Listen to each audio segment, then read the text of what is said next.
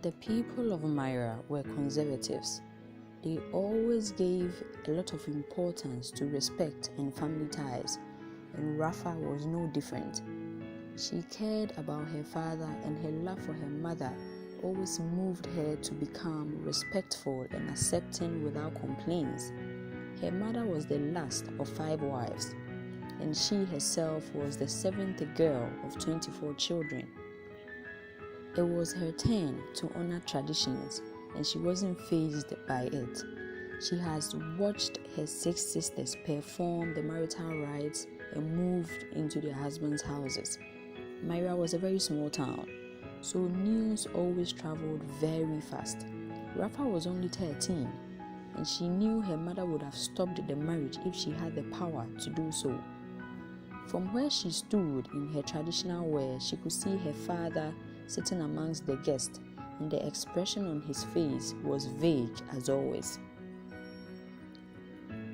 She walked towards the event grounds with her mother right behind her. Her mother had no idea how important her presence was to Rafa. After the marriage ceremony, Rafa followed her husband home to consummate their marriage. The next morning, she woke up very early to perform her wifely duties as was expected of her.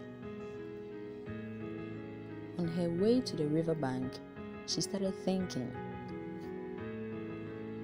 She started contemplating as to if the marriage was worth it. When she got to crossroads leading to the riverbank, she saw a group of migrants heading towards the country that lay 500 miles southwest from her little town. She always wondered what lay southwest to her town. She brushed off the thought and headed to the river, fetched her water, and came back home.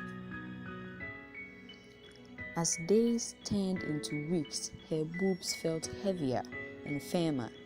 Her appetite had increased, and she always felt tired and nauseous. She walked out of the bathroom upset and scared as she realized her changes in her body was becoming more and more obvious. She went straight to her mother's house to tell her about the changes she was experiencing in her body. "You are carrying a human in you, my child."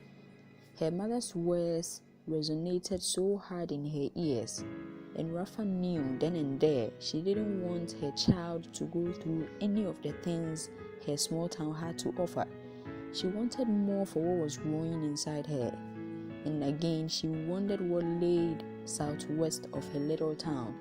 She wanted a better and fulfilling life for the child she was carrying, and for some strange reason she felt whatever lay southwest of her had that kind of life.